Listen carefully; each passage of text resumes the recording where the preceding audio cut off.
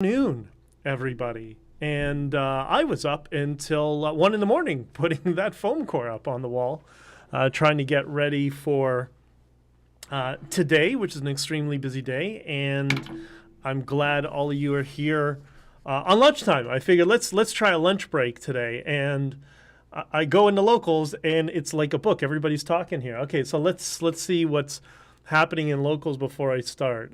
We got good morning, and I guess that was before 12, so you're off the hook. That's Beth. I subbed and bought the book. Who is that? Hold on, I gotta see who's there. She's Co66. Okay, cool. Thank you for joining. And Amanda, you're in here. Oh, lots of people joining. And okay, I bought Andrew Lawton's book and Tom Quiggin's book, but they are also very good. They tell the story from a different perspective. Andrew's telling it from a journalist perspective, and Tom is, from what I understand, I haven't read all of Tom's book. I just read a little bit. He's telling kind of what laws that Trudeau violated and processes and stuff like that. That's what I'm told. And mine is I tried to do as many perspectives beyond just me. And you'll see that in the chapters we talk about the trucks driving across the country and everybody else telling their story the best we could reflect it. So good afternoon, and thank you for being here. Or if you're still out west, good morning to you. And I hope you appreciate doing this a little bit later. That might make it easier for some of you. I've been on the phone with some people out west already. So, I apologize for being late today. What's happened? Well, aside from many interview requests I'm getting, I had to take my truck in for service. And if that's the thing about trucking. When you're not in the truck, you got to go for service, or you're still in the truck. So I had to. I was until 1:30 in the morning throwing that stuff up, cleaning up things, getting ready for today. And then I got up at 5:30 in the morning to go out to my truck, pick it up, drop it off to get some suspension work done today. And then I got to do the same thing tomorrow and get, if those of you who have Volvo D13s, the injector cups on the older models like mine are problematic. And I need to get new injectors, which it is what it is. And good morning, everybody here. Everybody's here on the stream. This is great. Good morning, Bridget. Well, Bridget understands. I got out of Service Bay 2. Sandy, hi from Toronto. Hi, Sandy. Good morning, Jess. Jesse, everybody's here. Tom's book is out. Yeah, Tom's book was out a while ago. Came out a couple of months ago. Well... Tao, I'm not going to give any attention to that. I appreciate the comment, but there's certain people I just want to ignore and just move on with my life and let them go on continuing being dirtbags. I am going to be, and I'm going to have to send some message to people over TikTok. I am doing, I think, a rare trip to delivery to Ottawa this week, just because I'm going to be... Tomorrow night, there's an event. Jordan Peterson is speaking. It's Jordan Peterson and Conrad Black at Canada Christian College, and I am friends with Pastor McVitie, and so I will be in attendance tomorrow. So because of that, I'm getting service done today, tomorrow. Tomorrow night, I'll be at the event. So if you happen to be there, if you happen to be going to the Jordan Peterson event tomorrow, and you have a book, you want a signature, whatever, don't hesitate to come up to me and say, hey, give me a signature, and it'll be my pleasure to do so. Because I know there's a bunch of us that are trying to jockey things and get together, and I met one of you yesterday evening for about 20 minutes to do the same. And I'm doing my best to kind of get everybody's book signed for Christmas gifts as much as they want. So anyways, it is what it is. So if you are in the Ottawa area, there's a couple of you out there, I'm going to try to work my trip. Maybe we can meet at one of the en routes in the general neighborhood and sit down, have coffee, hang out for 20 minutes or so. I'll park my truck in the back and let's talk and, share some stories. And then I'll continue on my way and coming back. Alyssa says, the video not working for anyone else here. I don't know. I think it's working for everybody. The video and audio are fine according to Beth and whatever. So, yeah, I don't know. I'm sorry, Alyssa. I don't know what to tell you. I'll take a look at it and see. I'll reboot and test after this is all done. Got an interesting message from a journalist who I know earlier today about the state of Canadian journalism, which you'll like, which is, she writes me, she said the era following the convoy was significant for journalism. Okay, so since during the convoy and since then has been very, very significant. She's talking about legacy media, like fake news media. And she says, it's still reeling from its defeat. And I'm like, that's right. And if they think it's ended now, wait till they see what I do next. Like, I am not stopping. I am not taking my foot off the throat of legacy media. This has just started. And you know what's disappointing? Like, I could take an institution like the CBC and make it profitable, the most credible news organization on the planet, and build a reputation around it. Like, all those tools are there, and it's so easy to do. But they choose extremist ideology, and they choose to lie to their audience. All right, well, that's the mandate of the CBC. You can go ahead and lie to your audience along with your politicians, but once that money dries up, a lot of you are going to be very, very unemployed. Anyways, it is what it is. On that topic of journalism, I'm sure I was listening in the truck when I was coming back. The Twitter files. So we've seen what's happening with BJ, local glitches, not just your streams. Seems to be black. Okay, I don't know. I have no idea. Maybe Prime Minister Blackface is listening in on my stream and trying to interrupt it. Who knows? Anyways, so Twitter files have been coming up. And I'm sure if you're not on Twitter, like I know a lot of you are not on Twitter. People who are on TikTok are not on Twitter. And I understood in the past during the convoy, it was kind of a gamble and a hedge that I used. And I think it worked out well because I knew how to circumvent some of the censorship. But now is the time to join, because now everything is becoming unmasked. Absolutely everything. Legacy media, how Twitter was manipulating their data streams. They were suppressing people. They shadow banned Donald Trump a week leading up into the election.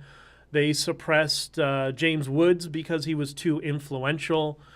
Libs of TikTok, they struggled with because they needed to coordinate, because Libs of TikTok just basically posted videos from lunatics without comment, and they didn't know how to deal with it because, well, that's persuasive when it's somebody in their own words. So that just goes to show the level of deception that was occurring there.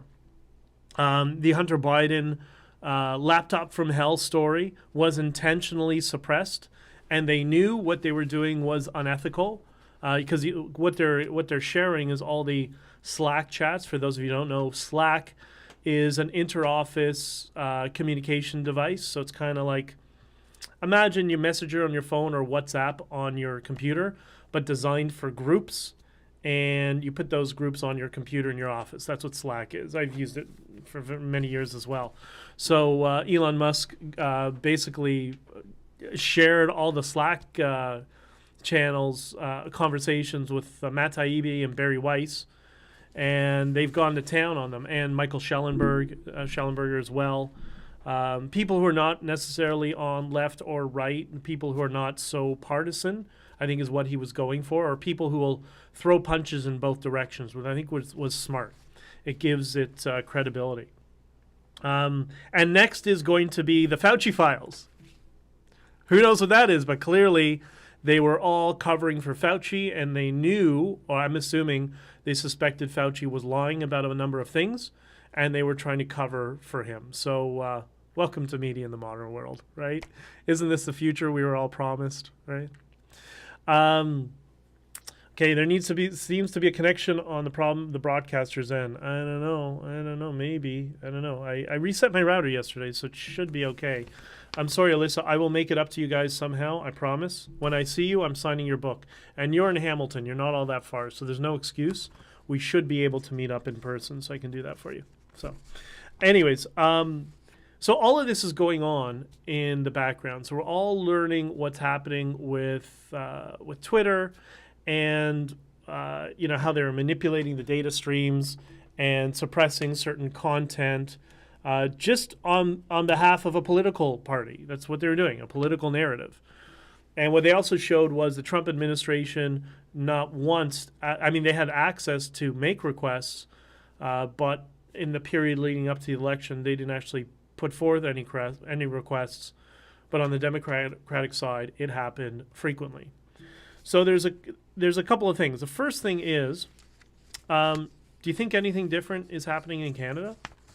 Like, do you think that's not happening here? Because that's exactly what's happening here, right? And it's going to be interesting to see how the Canadian government is affected by this because, well, they no longer have their team of rabid extremists at Twitter, at the Trust and Safety Council, to go and make demands. And, we know some of people who have been monitoring this space in 2012, 2013, there's certain, far extreme, I don't want to say left, but very extremists, people with extremist views that were put on the Twitter board and the Trust and Safety board, a couple of them from Toronto and well-known globally, and just rabid extremists. And I guess they're gone, right? They must be gone out of Twitter Canada. I don't know. Are we going to see the end? Is that going to be the biggest platform in the world? Because Musk has indicated that he's made overtures that he's going to go in the direction of WeChat and YouTube, and he's going to have the ability to monetize videos on Twitter. So is he going to just crush Facebook to the point that Facebook becomes MySpace, like the final nail in the coffin? I don't know.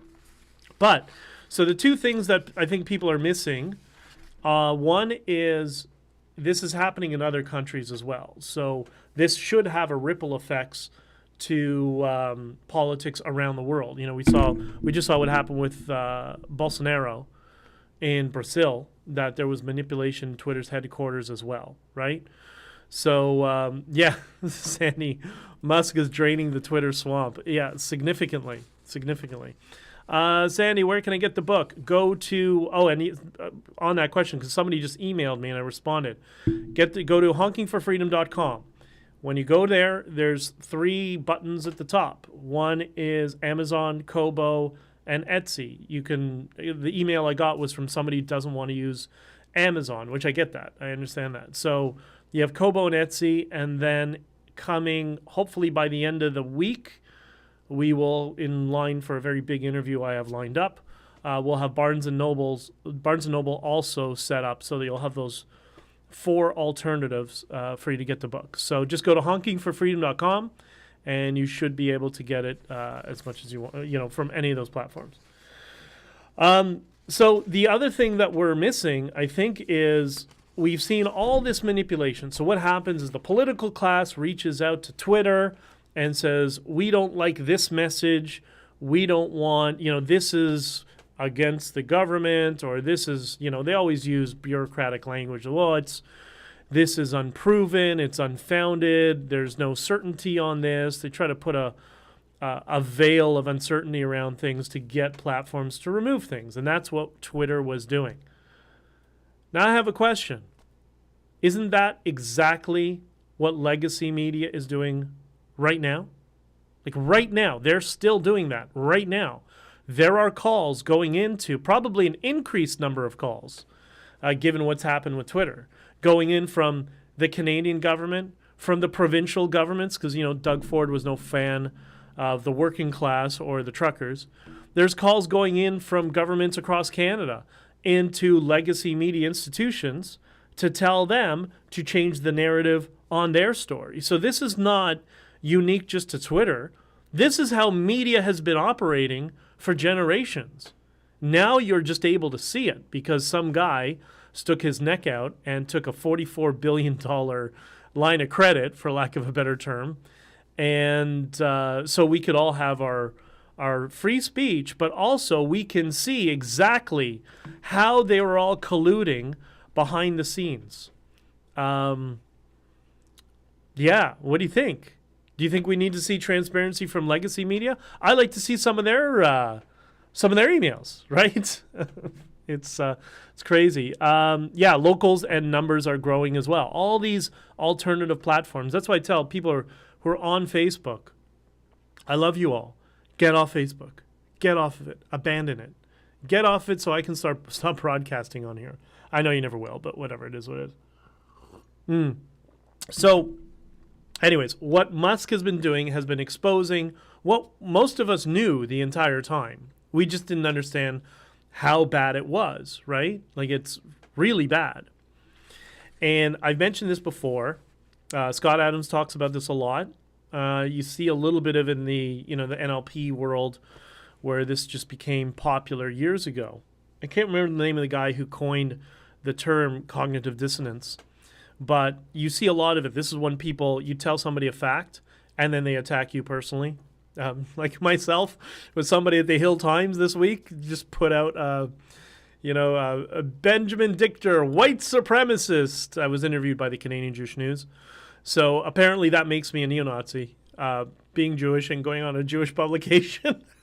Lunatic. So I just responded with, what? And sent her a clip of the interview. And then what'd she do? She blocked me. And this is also something I'm hoping Elon Musk on Twitter can fix. What happens is you might have encountered this yourselves if you use Twitter. And it happens on all social media platforms where you can block. What happens is somebody will attack you.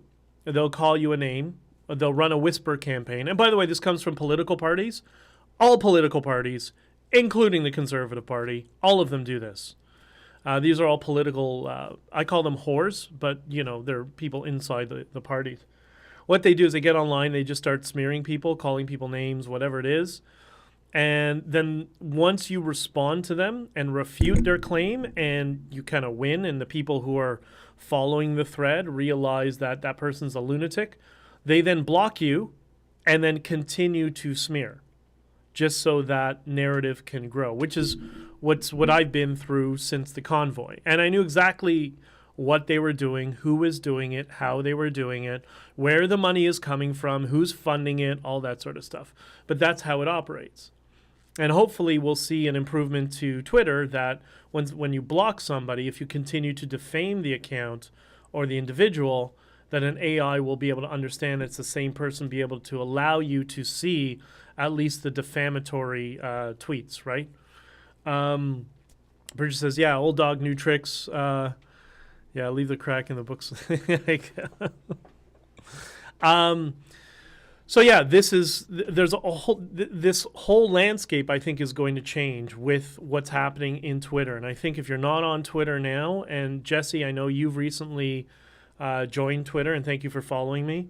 I think this is a good opportunity for people to start hedging their free speech on a new platform, because when that platform becomes the largest, fastest growing social media platform in the space, you're going to see the others scramble to get away from the politicization and start chasing Twitter is what we're likely to see. But my big point here is what legacy media is doing is exactly the same as what's going on Twitter. And we need to start getting that message out, because we need to see who's going to be the Elon Musk of legacy media, who's going to unmask email communications internally in legacy media companies. Like, I would love to see some of the email communications between CTV, Globe and Mail, CBC, and the Canadian government. I'd like to see what Krista Friedland is sending them in an email, because I happen to know she's emailing them. What's she emailing them? Why don't we know? Why don't we have full transparency of that, right? So this phenomenon of cognitive dissonance, here's going to be the test. This is how you can all test it. This is great. I've already done it once. You find somebody who you can now... I've been able to tell for some time what media somebody subjects themselves to, right? So if they, just based on their opinions, because most of us, our opinions are somewhat primed to us. So I can tell right away, I talk to my parents, friends, or whatever, I can see what sort of media they've exposed themselves to. Now's the opportunity to elicit some severe cognitive dissonance by approaching or in conversation with one of those people and say, have you seen the Twitter files? It was all a lie. Did you see that? All this, all the stuff around the, when the cerveza sickness comes out, all the banning, all the censorship, everything that we've been saying that everybody called us conspiracy theories, it was all true. And Elon Musk is now showing it on Twitter. And what do you think? You think most people are going to say, really? Really? Let me see. No, most people aren't going to do that. They're just going to attack you, right? Because they've bought into the narrative from the legacy media. So, but experiment with that. Have fun with that. Because once you can set it off and you understand that when you see somebody slipping into cognitive dissonance that way, and by the way, strong props to Scott Adams, because he's taken Cialdini's work, which is where this starts from, and it's become, it's taken on a life of its own, and everybody's now starting to understand that this is what's going on. Diverge Media, as someone struggling with censorship to an extreme degree, let's just say Twitter files, and politicians specifically asking for certain tweets and topics to be censored, makes me immediately call into question if it's happening here in Canada. My gut feeling is that it is. It is happening in Canada, and I can tell you the name of the activist, a very famous activist, who the Canadian government had been going to get tweets censored by Twitter Canada. It's a very familiar name that you'll know. When I give you the name, you'll know exactly who it is, and you'll be like, oh, yeah, that makes sense. So, but hopefully that's come to an end, and that's why everybody in the political class is now freaking out because Sir Elon has decided, no, we're going to lift the veil and let everybody see what's going on. So I think what we need to do is, and this is also something to those people who are suffering cognitive dissonance, when you say like the Twitter files has exposed exactly how the political class colludes with media. And then just ask them, have you seen the email communications between the Canadian government and the CBC, CTV, Globe and Mail, Toronto Star? Have you seen those? Why not? Why don't you ask, right? Maybe that's what we should all do in Canada, is we should start a movement that we want every goddamn email from the Canadian government or any branches of government in Canada that went to any media company, all of them. Every single one, right? Anyways, there's a lot of fun coming down the corner, I promise you. Things are going to get a lot more interesting. Okay, I moved from Facebook to Locals, maybe Twitter next. Yeah, Alyssa, I think Locals is really good in terms of streaming, and it's more like a Patreon. It's a place if you want to help support myself financially in all of this, which some of you might have seen the fake news, might need some help in the near future, but we'll talk about that another time. It's just a way for people to engage and to, I've left everything in Locals open. It's not going to be that way forever. I'm going to eventually have Locals only content, and that will only be, membership content at some point, not for a while. So you're all good. Come on in, join, and participate. I love having you here. And this is all kind of a learning journey for me too, because I never thought I always wanted to produce podcasts. I didn't want to be the center of attention on a podcast, but life changes things happen, and there you go. This little story, I'm going to be, by the way, today on Richard Serrett's show on AM 960. If you're in the Toronto, Mississauga area, you can listen to it on AM 960 in Toronto, or you can go to, I think it's saga960am.ca is the domain address to live stream. I'm going to be on with Richard at 5 o'clock or 5 minutes after 5, something like that. And we're going to be talking about Honking for Freedom and many of the narratives around it. So, please join. if you're around, and we'll talk a little bit more about that. Oh my God, CBC watchers never heard of Twitter files when I asked them. Yeah, they have no idea. Have you heard any legacy media cover the Twitter files? No, none of them will, because they're hiding like cowards. They're trying to save their ass because it's done. This will be a nail in the coffin of legacy media. It'll completely destroy them. They are going to be, if myself and other people who are all working on this project, if we're successful, they'll be less credible than the National Enquirer in the 1980s, and you will mock and make fun of people who watch the CBC or CP24 or a CBS in the United States. Like, you're just a loser. Like, if you watch that stuff, you're just a loser. You know, it's just so funny. But Sandy, what station? AM 960. It's called Saga 960. Saga960am.ca, I think, is the website domain. Miss Cheryl Bellin, I live in Sarnia. Well, that's great, because we postponed our Wallaceburg event, and we're going to do it sometime in the new year, although I'm getting crazy requests from all over to do interviews, so we'll do it at some point. I just don't know when. Hey, BJ, there's a lot of talk on Twitter that our past elections were fraudulent. I even brought it up, and I noticed the bots quickly trying to discredit my opinion. Yeah, so you're going to see that because, you know, anybody can program a bot, right? A bot. I mean, I program bots for for my Telegram channel. By the way, did you know there's a Honking for Freedom Telegram channel? Just type in Honking for Freedom, Freedom Convoy, and you'll see the Telegram chat there.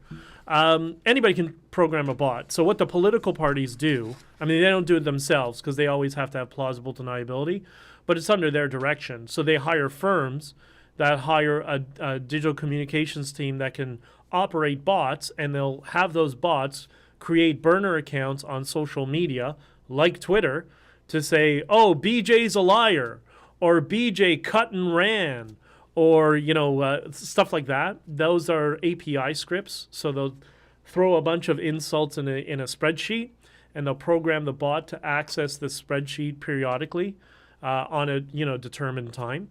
And that's why you'll see a Twitter account that'll start up that has 20 followers, 10 followers, and it'll start attacking myself, yourself, whatever.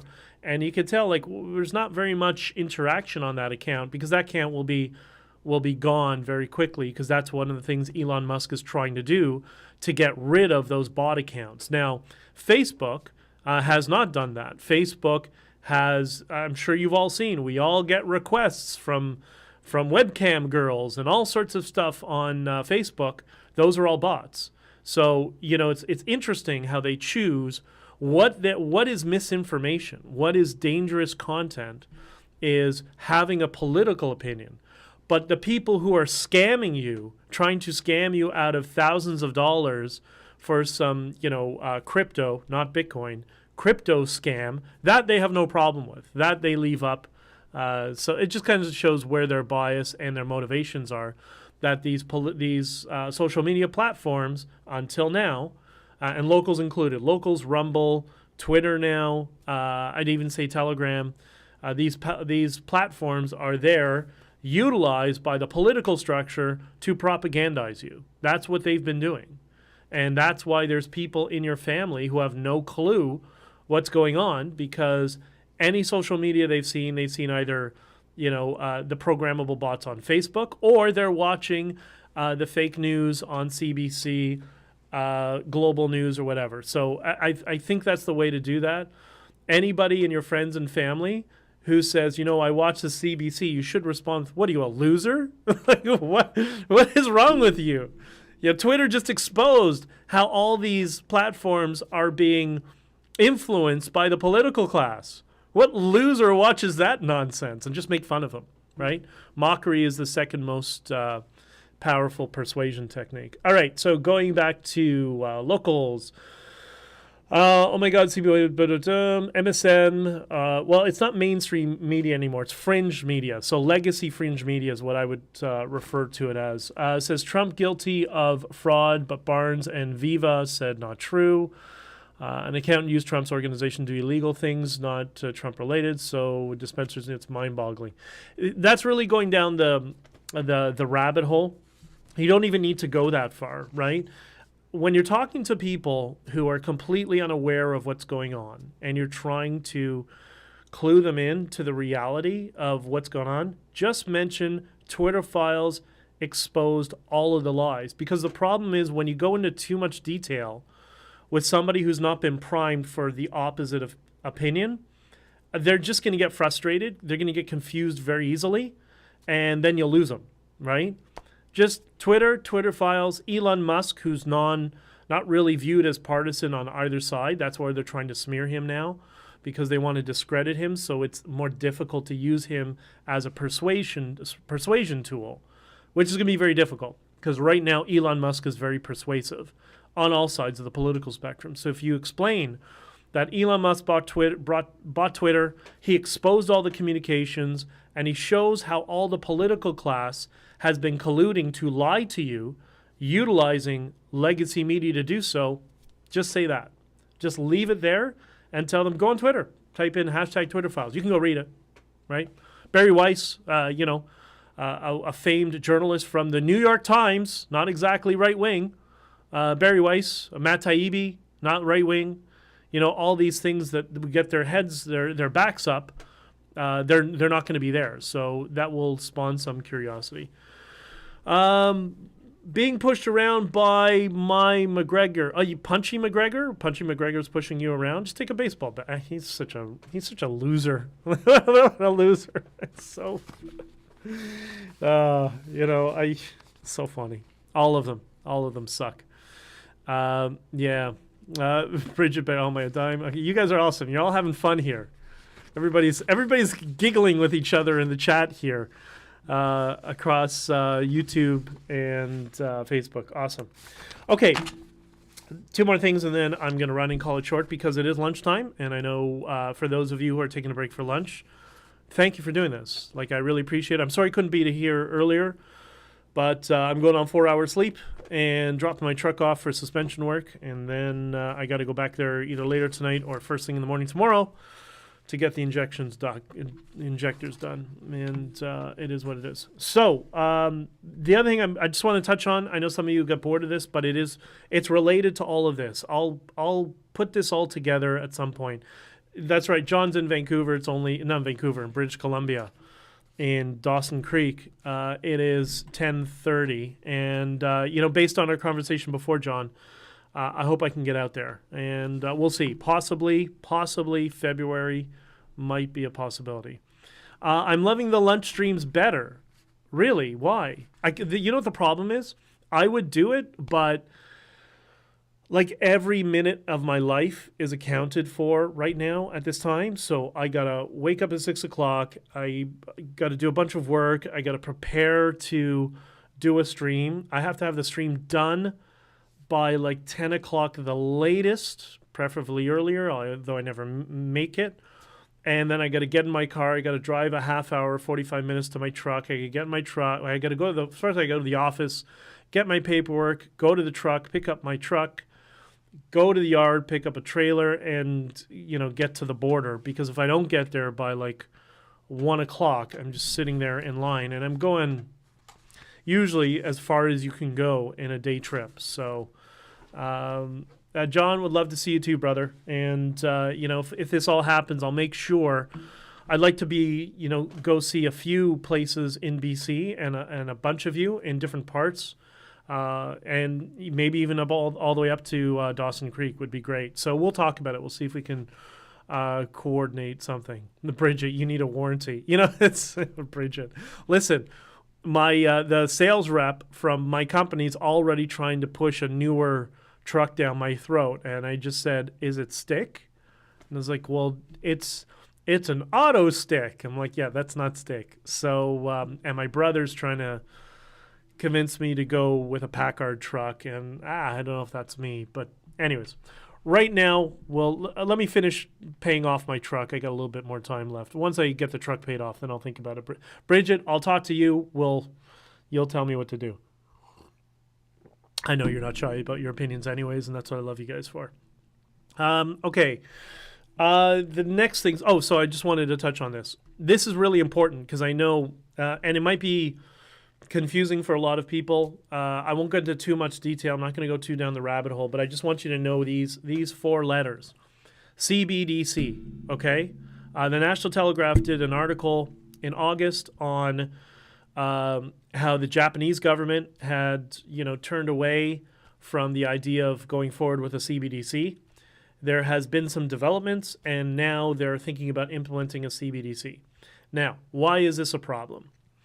I hear a lot of people talking about digital ID, and they get really worried about it, as they should. And it's a really nuanced conversation.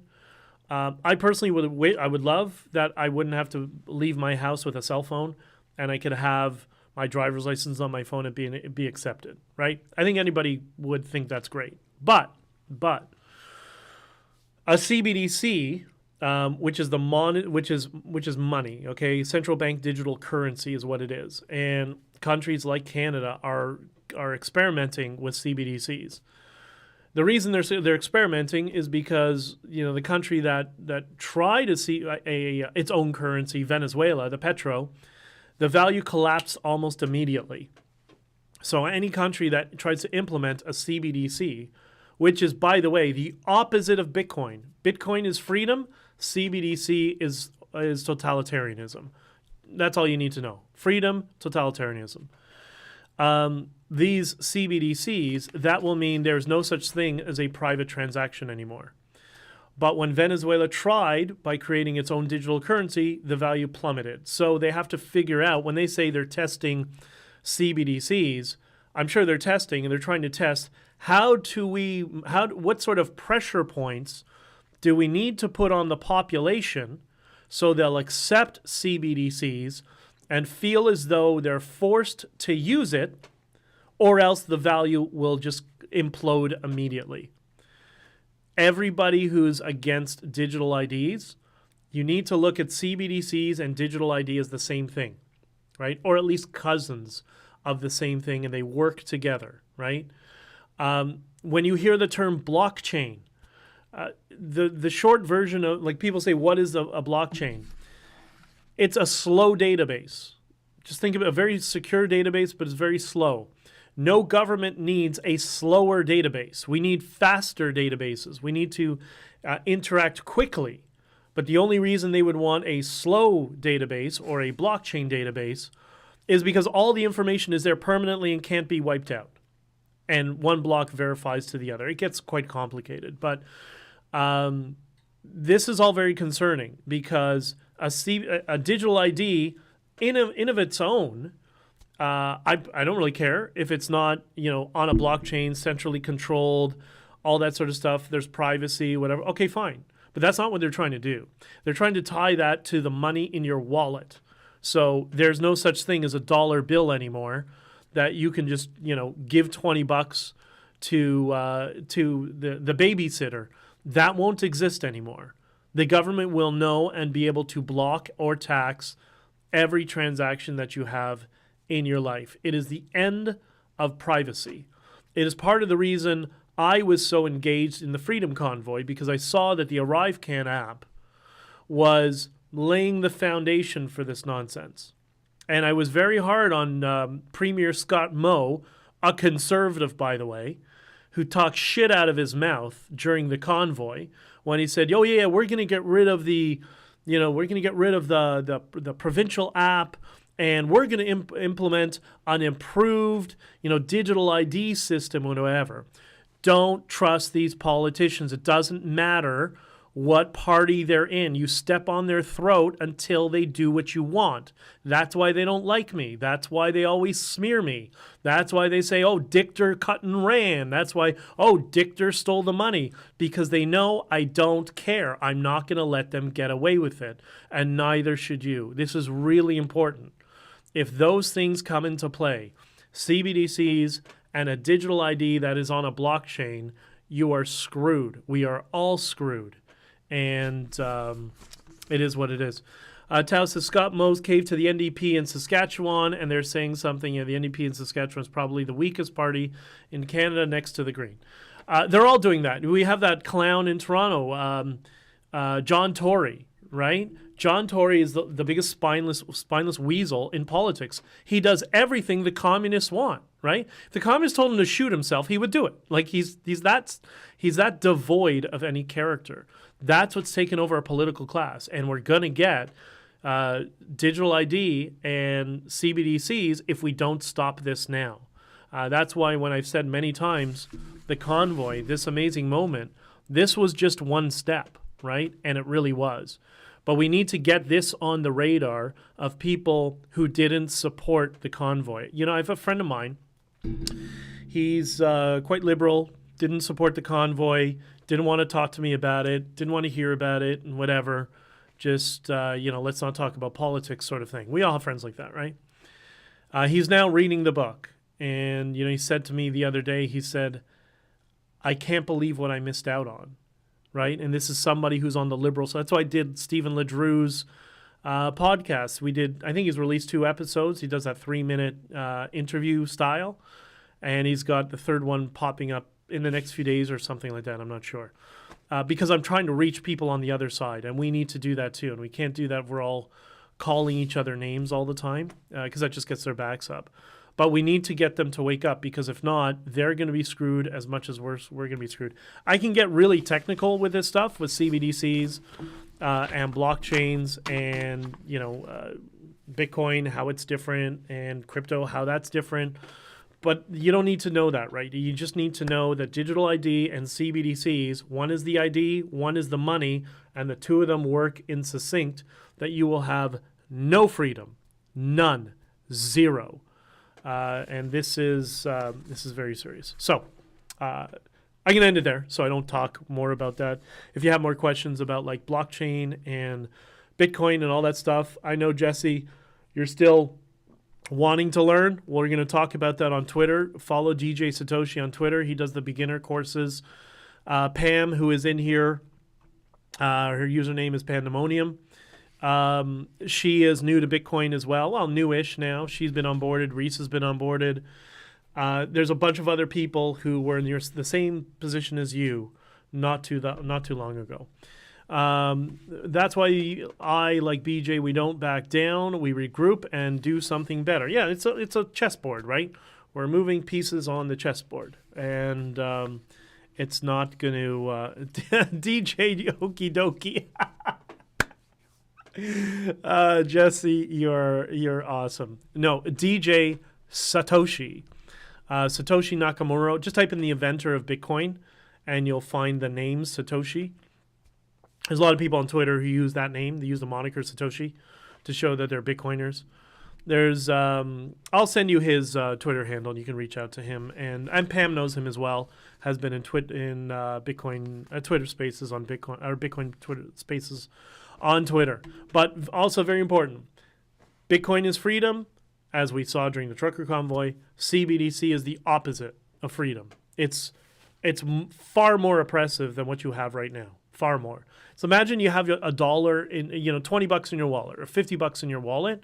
The government can see that money at all times and know exactly what you do with it. And then when you get change, they'll know how much change you got. And if you go to spend it somewhere else, they'll understand where that money is gone. And it's going to be all about, safety, improvements to the economy. We'll have better economic indicators and signalers. Like, you know what? Our whole monetary system is socialist to begin with. That's why we have so many problems. That's why we keep going into economic crashes, because we're not allowing the free market. And the last thing you want to do is allow those people to access to your wallet all the time. So Pam just put his ID on Twitter, DJ Satoshi. That's him. All right, you found him? Perfect. See? Listen, we're all coming together. This is amazing. This is what I love about this. This is awesome. Okay, so AM 960, Saga 960 am.ca is the website. I'll be on with Richard at 5 o'clock today. A couple of really, really big interviews I've been asked to do. Really big, actually. Over one is going to be next week, I think on Monday. And then one is January 9th. And then there's going to be a bunch of little ones in between. And I will let you guys know when all of that is available. Ben, they don't accept anything we say regardless how simple. Well, We had a trucking convoy, didn't we? And I seem to remember Ontario was under hard lockdown and considering implementing passports to go to the grocery store and the pharmacy.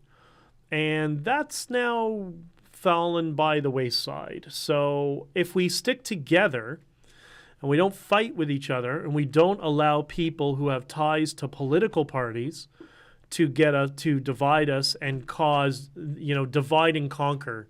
That's the strategy the political class always uses with any sort of activism. Just infiltrate, divide, and conquer. If we resist that and accept our differences amongst each other, then we will be able to unify more and ensure that this doesn't happen. I have some plans moving forward. Do you want a Black Mirror society? Because that's how you get a Black Mirror society. Excellent program, by the way. If you haven't watched Black Mirror, you should. You should. And that's by Charlie Bruckheimer, and he's kind of a lefty, and even he knows that the directions we're going are not sustainable. There's the word the lefties love.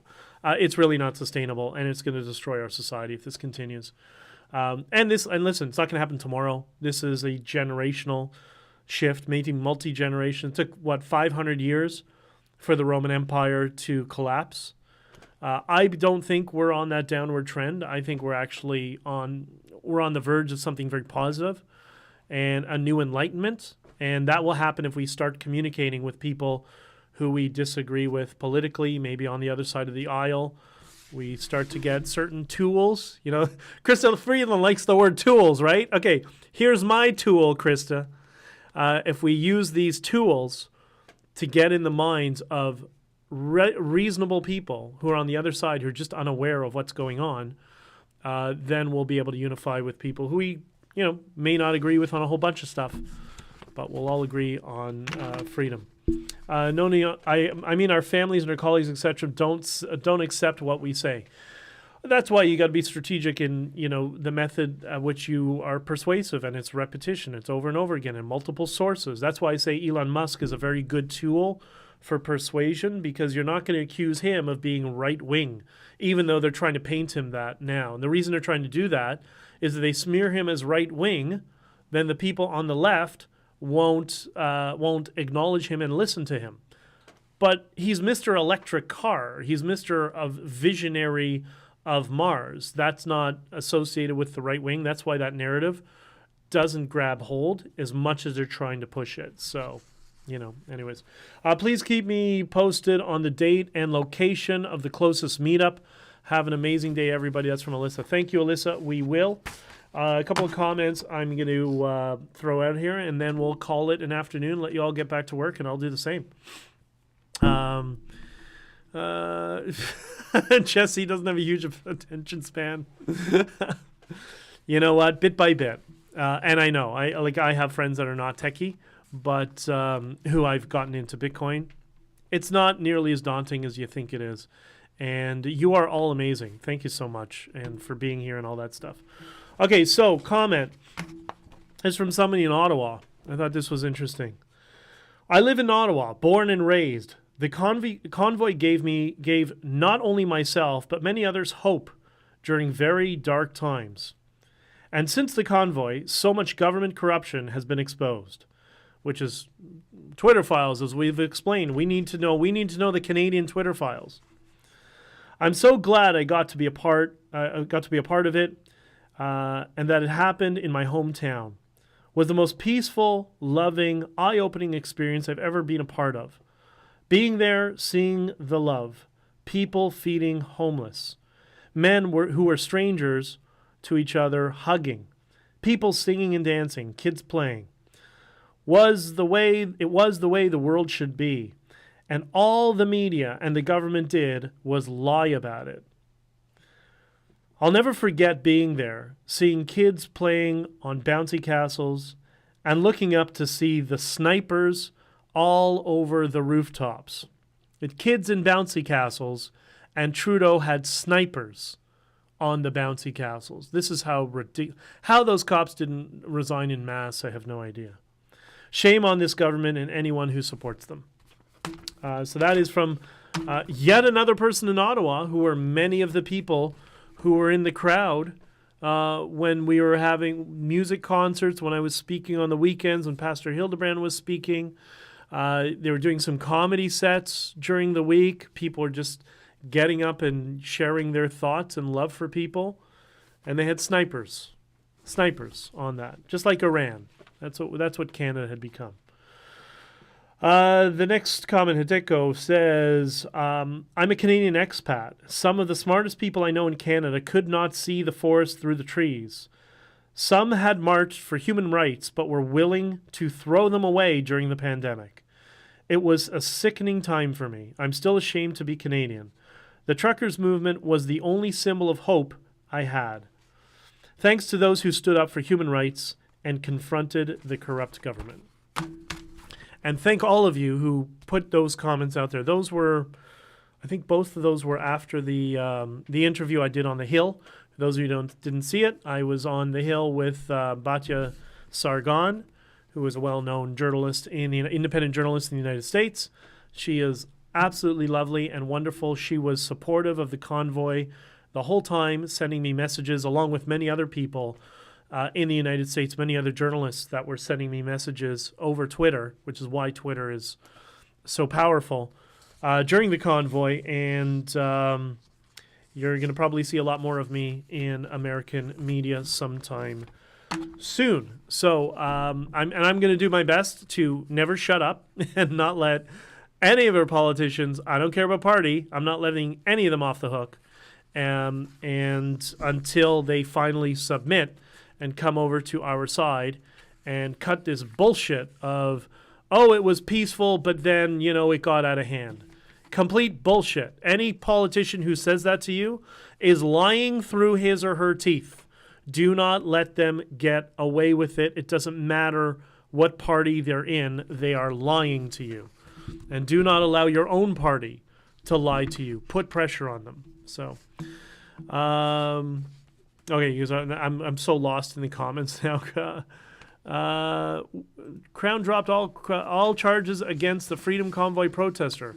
Which one? Which one? Well, there's a whole bunch of them.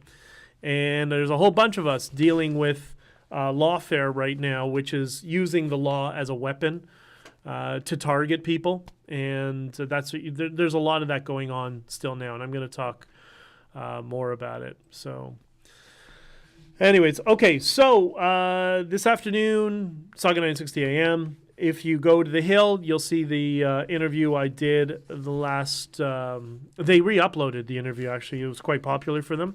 So they actually submitted it a second time. bjdictor.substack.com. I'm going to have another Substack coming out this week. So that will be available to you. Reach out to me anytime. And please, if you get the book, which I hope you will, this book here, right? Don't forget, whichever platform you get the book on, let's go to honkingforfreedom.com. You go there. If you buy it on Amazon or Kobo or Etsy or soon to be Barnes & Noble, for those of you in the United States, leave a review for the book on the platform. Next time you go on to Amazon, if you buy it on Amazon or Kobo, just leave a review. And in the case of Amazon, if it other people who leave reviews, just give it. If it's a good review other people gave and you agree with it, just click, yeah, this was helpful. All that stuff really helps getting this word out to other people, and it's going to benefit all of us, right? Because the next thing we're going to have to deal with is CBDCs and digital IDs, which I know a lot about, but it's still a little bit early, but we're going to have to deal with that. And we need to get everybody together in order to do so. So there you go. Okay, I'm going to have to run, and I love you all. Thank you for coming for lunch. Now that I know some of you prefer lunchtime, maybe I can mix it up here and there on days that I'm not in the truck. Maybe I can do a lunchtime here and there if you prefer. And I know this is better for some of you who are out west as well, because, I'm starting 6 in the morning. That's not exactly practical for some of you, and I get that. And I always appreciate you being here. Please don't hesitate to ever reach out to me as well. Send me an email if you want, whatever. And I love hearing from you guys. I really do. And safe travels, BJ. Well, I'm not traveling yet. I got to pick up the truck from one mechanic and take it to another mechanic. And then, and if you're in Toronto tomorrow, Jordan Peterson and Conrad Black it's in Whitby, Ajax, at Canada Christian College's new campus. If you have a copy of the book and you want it signed, I will be there in attendance. Just find me, and it'll be my pleasure. You want to take a picture together? I love taking pictures with you guys too. So don't hesitate to reach out and come find me. And let's all see each other and hug each other before what I hope is going to be the best Christmas of your life. Because I think this is going to be the most free Christmas that you've had over the past several years. And we got to make sure next year is even more free. All right. Got to run, and I'll talk to you all soon.